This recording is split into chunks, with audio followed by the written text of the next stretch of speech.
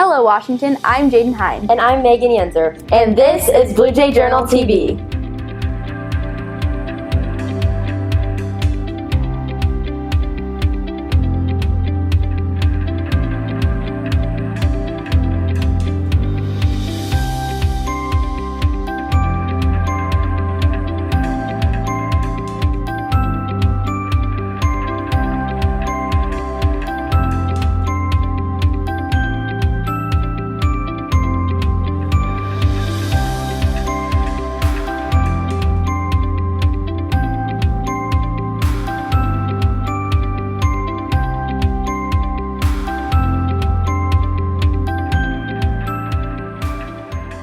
This is a season of giving. We give to our friends and family. We also give to those in need. Jaden Hine has the details about one such organization who gives to those in need all around the world. Operation Christmas Child is an organization started in 1993. It has provided over 135 million gift boxes to children in need. This global program has even reached our community. I got started with Operation Christmas Child about 5 years ago when I was diagnosed with brain cancer, and I felt like I needed to give back to God, give back to people, and what better way to do that than with little kids? People like Brenda fill the boxes with toys and hygiene items for kids in over 150 countries across the world. This organization is near and dear to my heart because it's telling little children about God, where they would never have the opportunity to learn. Areas like Iraq and Iran and places that we could never get to, but God allows us to get there through this Operation Christmas Child. Although the boxes help children in need from all around the world, our community has the power to make a big impact. Our God-sized goal is 26,500 boxes. It was here at this church where I heard another area coordinator talk, and it hit me that this was one of the organizations I need to be part of. I was asked if I wanted to coordinate the church relations portion of it. I take any challenge I can get, and this being one that I felt God wanted me to fulfill. Operation Christmas Child worldwide has over 500,000 volunteers. Operation Christmas Child needs people of all ages to help. You could be someone who makes a difference in a child's life. If you have a heart for children, of course you need to learn more about Operation Christmas Child. You can do that by going to SamaritansPurse.org, and you can see everything Samaritan's Purse is part of. For Blue Jay Journal TV, I am Jaden Hine reporting. When someone in our Blue Jay family is hurting, we often rally around them. That's true. Students and teachers at WHS often offer support to students who are struggling. So, when we found out that one of our own students was struggling with cancer, naturally, students and teachers took action in our school. Emma Piershaw has the story. I go to Washington High School. I'm a junior. I really enjoy playing softball. My favorite thing to do outside of softball is probably just hang out with my friends. Paige lived a seemingly normal life, but in July of 2017, things took an unexpected turn. I was diagnosed at 16 with ALL leukemia T-cell. Basically, it just means I have cancer in my blood and my bone marrow. Since I found out, it's been kind of a bumpy ride. There's been a lot of ups and downs. There's a lot to this ride, and it's been an amazing one. Washington High School's Interact Club heard about Paige's story and wanted to do something to help. The Walk for Paige is basically an event where everybody can come in, walk to support Paige. It's to help her family afford the treatment or whatever they might need. It's basically just trying to bring the community together to give Paige some support because she needs it. Surprisingly enough, when I first heard about it, I was a little taken back just because I had never imagined myself being the center of the walk. I would have never imagined Paige Babs would have cancer. It just wasn't even in my mind. Even though this event is something Paige never imagined, once she got to the walk, she was happy to see how many people came to support her. That was really, really awesome. That was my favorite part about the walk, actually, was the poster where everyone signed. That made me, I had to come home and read the rest of it because it made me tear up so bad. At the walk, many people expressed their support for Paige. Here are their messages. Hey girl, just wanted to say I love you and that I hope you're doing all right. Sending my prayers your way.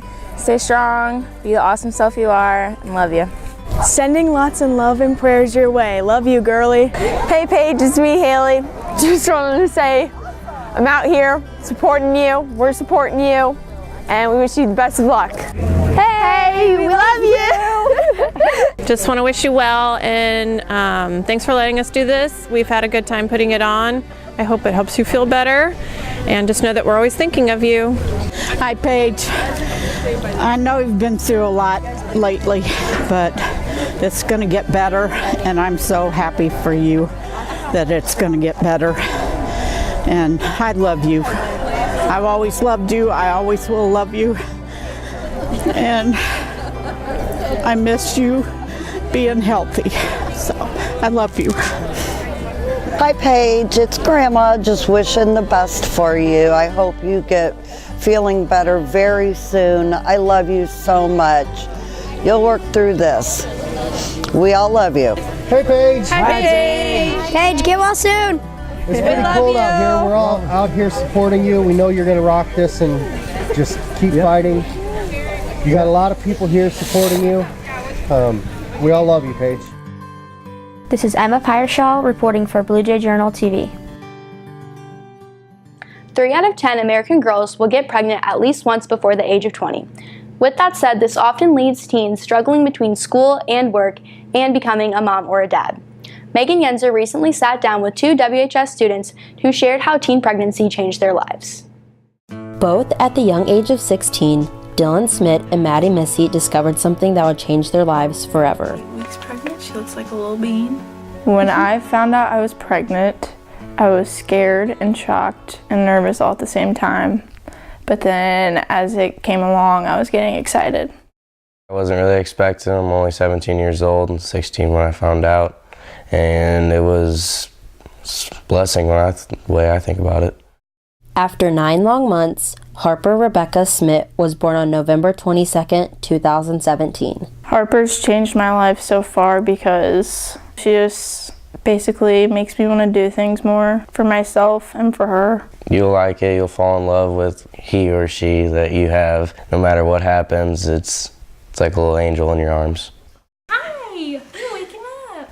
It's different because you're so young and everyone tells you it's going to get hard. But I feel like you'll go through the same thing as much as, even if you're older.